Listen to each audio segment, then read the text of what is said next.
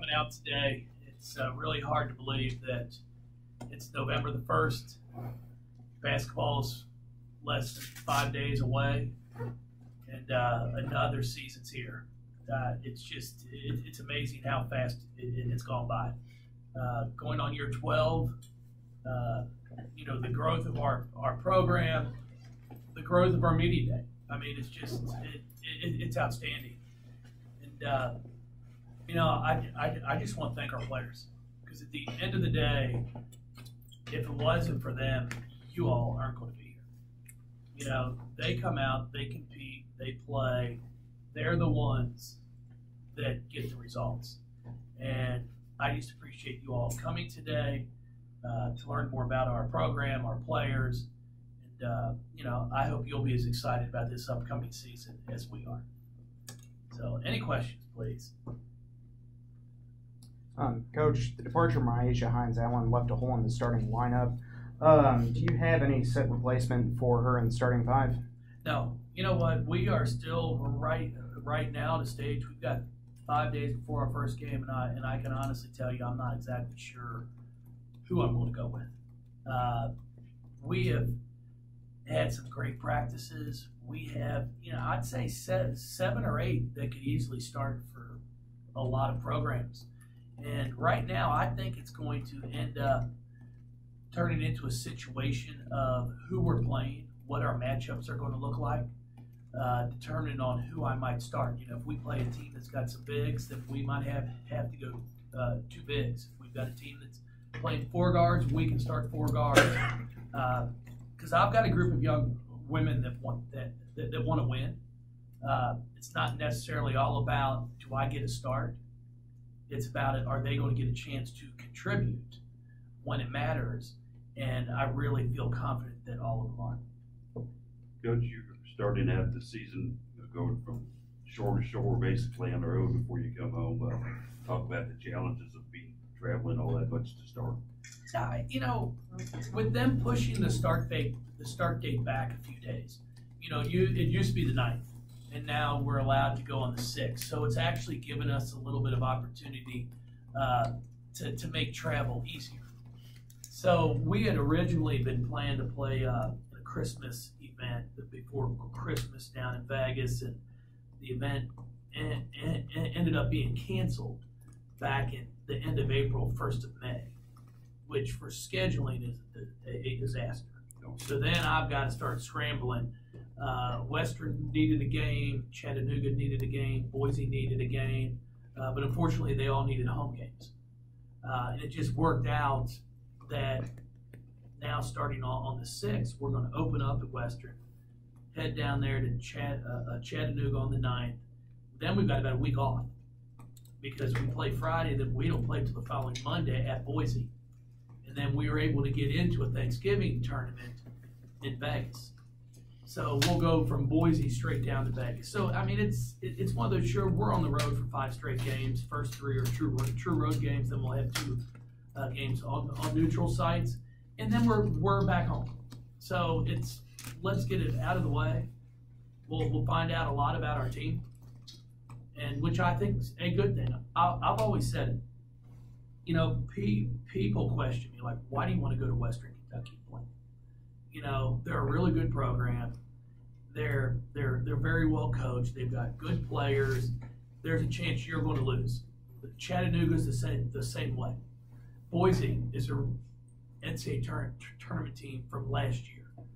And my philosophy is, hey, they are good ball clubs. I'd rather find out what my team can do now on the road than wait until I'm at Duke or wait until I'm at North Carolina, and all of a sudden I'm learning, well, we don't handle adversity very well on the road. I'd rather find it out now so then we can fix it if it's a problem, or show them the success that we've had. Have you had much chance to see who will step into kind of that stabilizing role that Myisha had, or if any one person will, or how that'll work? It's not going to be one. We've got Kylie Shook and Bianca are going to have to step their game up to be more consistent for us, which they have the capabilities of doing that. Sam Furion's going to go from being one of those players that didn't get all the attention in the post defensively because of what Maisha was able to do, where now she'll be being defended by the other team's best post player. So it's going to be a lot more challenges for her, but I think she's prepared for that. She understands that her role is going to change. Yassine Diop and Jasmine Jones will both play some four for me. When we go small and try and be more athletic and try to get the pace of the game at a higher pace. But there's not one that's really stood out yet that's like, that's going to be my spot. It's the same as I've always said when Angel graduated, Shoni graduated, people were like, how are you going to replace her? Well, you're not. Nobody's going to come in and do what Maisha did. It's a matter of trying to figure out what 2 or 3 players can get me 3 or 4 rebounds each game to make up for her 9. Can Dana get me 5 more points a game? Can AC get 2 or 3? Can Jazz get 2 or 3? And then Sam hopefully can get 5 or 6. And then before you know it, we've made up for that 14 a night that we've lost. I think the biggest challenge is going to be just her presence. When Maisha stepped on the floor, people knew she was on the floor. She carried herself in a confident way, not an arrogant way, but a confident way, which I think is so important. But when the lights came on and it was game time, the kid she showed up and played, and that's the challenge that we're going to have in front of us: to who can give the presence on the floor. Yassine Diop, one of Pitt's best players. Can you just talk about what you've seen from her in practice so far? Well, she's really now just starting to get back into things. She missed the entire month of September because she was with the Senegalese national team playing over in the World Cup. So she wasn't with us the entire month of September. She left mid-August. So she really started back up here the first week of October. So it's taken her a little bit of time to get comfortable, to figure out her new role in what we're asking her to do. But now I'm starting to see it. She's got the ability to score. She can score inside, outside. I'm challenging her at the defensive end to be more of a presence for us. She's got to rebound the ball, but she can put the ball in the basket. And at the end of the day, I haven't won too many games 23-21. So, I'll figure out the other end. I'll figure out a way to guard somebody, but we've got to be able to score. You've had a couple close scrimmages. Based on those, what have you seen that you need to maybe work on a little bit more? Some of the good things you've seen. Well, it's nice to be able to go against somebody different. Really enjoyed our last scrimmage that we had because we shared some film. And they were able to put a scouting report together. We were able to put a scouting report together, which then really we're able to sit down and show our players, hey, through one film, that staff was able to see you turn over your left shoulder every single time. And instead of hearing it from me in practice like a broken record, they're actually able to see another coach do a scouting report and say, hey, she turns over her left shoulder. So now there's more validity to what's being said. So that was a benefit to us. And then we just got to move the ball quicker on offense. Offensively, we get a little stagnant at times. Now we were able to put up close to maybe 85 a game in our 2 exhibition games. You don't keep score throughout. It's every quarter you clear it off and all that good stuff. But I like the way we were able to score. And again, defensively, we'll work on that as it goes. Nobody here wants to come out and see a 49-46 game. Y'all stop coming. One of those big reasons it hasn't been 49-46, Asia Dur entering her final season. Can you just talk about what she's meant to this program so far? Well, she's special. She can put the ball in the basket. She makes big shots. She's fun to watch. And I think that's why a lot of our fans come out to watch us. We've had Angel, we've had Shoni. Now it's Asia Dur, and I think they'll really be impressed with what Dana Evans is able to do this year. She's improved her game. Our 2 freshmen, I mean, you guys are going to love these two freshmen that are going to play this year. They run around. Now, they run around with their heads chopped off at times, but you'll never question their energy, their effort. And when I've got to deal with you playing too hard, you know, that's easy to fix. It's when you get players in here that you know, they think they're really good, so they don't sprint every time up and down the floor, which we've been fortunate the past few years. We don't have those. But these two freshmen, Mikasa and Saget, you're going to really enjoy watching.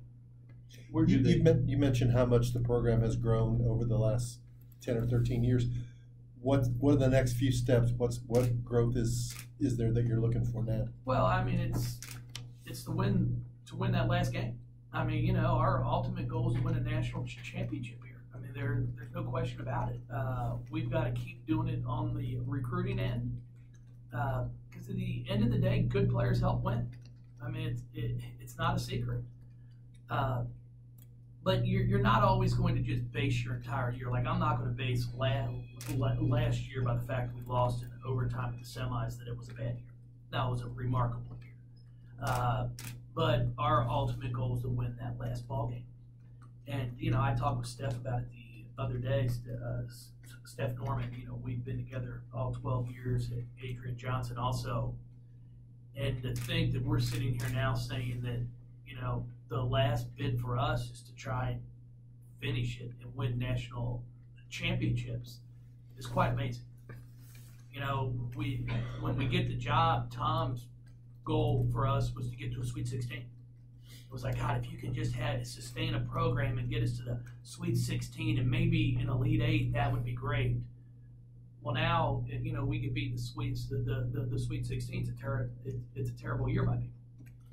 You know, I mean, so it's a great thing that expectations have completely changed. And that's what our players like. Our players love to have those expectations.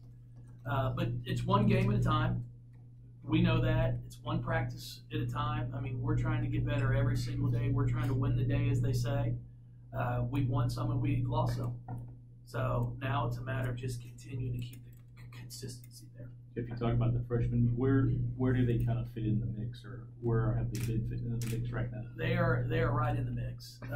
You know, I expect them both when we go down here to Western Kentucky on Tuesday. I expect them both to play in the first half. It won't surprise me if they're both out there in the first quarter. We're going to try to keep the tempo going.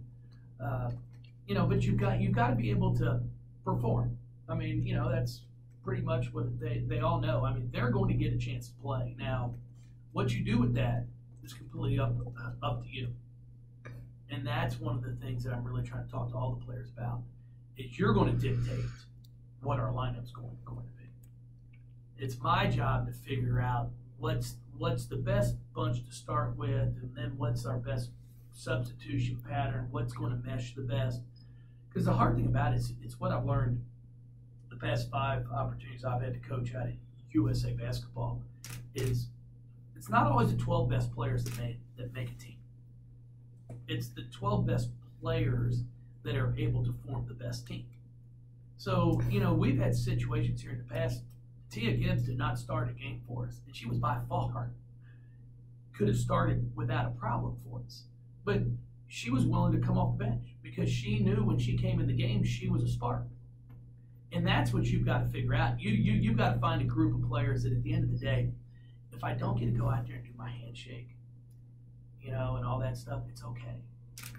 I challenge them all. Would you rather start or be in the game with 3 minutes to go in a tie game? Because I can start you and then sub you with 9:56 after 4 seconds. I'll throw the ball up and sub you out. You can say you started. But at the end of the day, you want to make an impact. And that's kind of what I'm challenging all of our players with, because we very well could have different starting lineups depending on who we're playing. How difficult is that for a high school all-star to think that starting may not matter as much, and scoring may not matter as much? How do you do that? Well, I mean, you've got to be mature. You've got to realize. I mean, the days of back 15, 16 years ago, 10, where you came into a program and it was like, man, if I just get to play as a freshman, that's going to be awesome. You know, I'll have to work my way into a lineup, work my way into a rotation. You know, now a lot of them are thinking, hey, this is my turn as soon as I'm a freshman. And some of them are talented enough. I mean, you know, it depends how good you are. But at the same time, I always laugh because everybody tells me in all this recruiting, I want to play with other great players, but I want to start. Well, I mean, wow, it's really unique. Do you think there's only great players at every other spot, but at your spot, they're not good? So that's a challenge. It's like there are unique situations where you have players that come in that are special.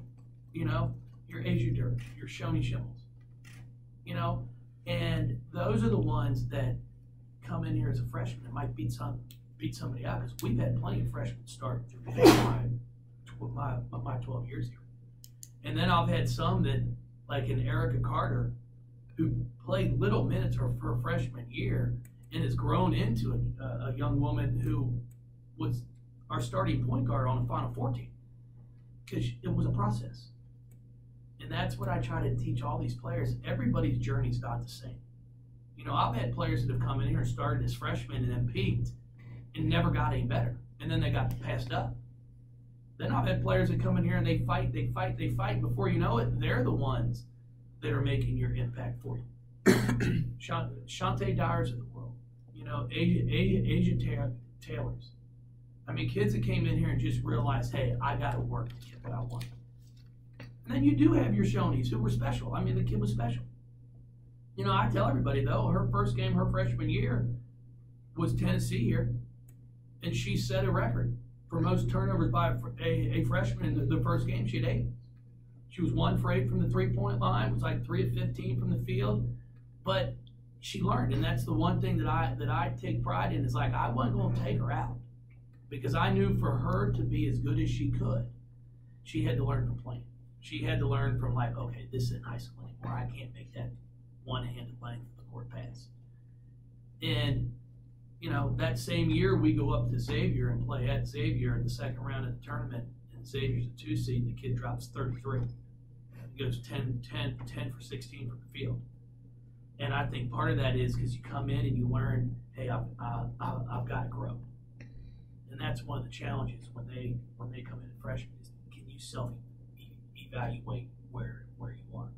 You recruit all over the country, out of the country even. So, I mean, how does it wind up that, you know, this year your 3 freshmen are all from in-state? Have your recruiting tactics changed over the years in terms of looking at kids in Kentucky? No, we always start here first. We always start in-state first. And we're just fortunate that we had 3 in-state that, you know, wanted to be a part of this. Their talent level was high enough to be a part of it. And it's been great. I mean, it's nice to be able to have some in-state players. I mean, that's our first goal, is to look in-state, and then we try to go surrounding, and then we move our way out. So it just worked out. It was never a plan of like, we've got to just recruit in-state players. Jeff, with Asia, where do you still want her to grow? And even just coming into this season, over the summer, those sorts of things, how have you seen her already take the next step? Well, you know, the one thing she did this summer that I was very impressed with was she took some time off, which I know that might sound a little odd, but she's always in the gym. She needed to give her body a rest. She needed to get stronger. She worked on her strength. She worked on her stamina. So I thought that was a big step for her. And now what I'm challenging her with this upcoming season is I want her on the attack more. I want her to be making more plays, not scoring more points per se. I want her making more plays. I want her putting pressure on a defense. I want to see her pass out of double teams. I want to see her be the one that's really attacking and possibly opening up for others. Because I'm expecting people to come out and try to, you know, double her at time, run some jump defenses at her. But as soon as she learns to be more aggressive and attack, then you've got a problem doing that when she's beating you other ways besides scoring. So she was, with the Oregon Grow, the most vote getters on the AP team they announced today. Is she the best player in the country? I think she's right there. You know, all you can look at is off of what they've done in the past, and I think she's proven that she can play big on a big stage. She was pretty consistent throughout the year, all last season, which is another thing that I look at. Because, you know, I like to see the players. When you play somebody you're supposed to beat, I expect you to play with the same intensity as you are when you're playing a top 5 team. Those are the ones that stand out to me. Don't give me that. Well, I knew we were going to win, so I just didn't play hard. You know, the day, which I can't figure out. You know, go back to the old days, like when you're playing, you knew you were going to beat somebody. It was like, I got to get my 20 before coach gets me out of the game. You know, now it's like, well, it's okay. Like you. No, heck no. You got to go and play. And that's the one thing I think Asia is doing. It doesn't matter who we're playing. It's another opportunity to play, and she's trying to make the most of it. Has she come further than almost anybody? I mean, when she started where she was till now, I mean, she's come a long, long way. There's no question about it. I think she's really, you know, her freshman year, the first few weeks of practice, I honestly thought she had a chance to break into our starting lineup as a freshman. And then she kind of went on a dip, and I think part of that was just because of her strength and stamina. But she's put the time in the gym. She's worked on her shot. You know, she didn't make 1 3, I don't think, her entire freshman year. And now she ended up shooting close to 40%, if not 40 from the 3-point line this past season. She's someone you have to guard. I say it all the time. I said it all last year. She is your perfect 40 and over men's league player. I mean, where you can't, you're not just going to blow by somebody. You got to be able to make a pass. You got to be able to read a defense. You got to be able to knock down an open shot. Nobody's trying to dunk because you're afraid you're going to tear an ACL. You know, that's what she does. When you watch her, there's nothing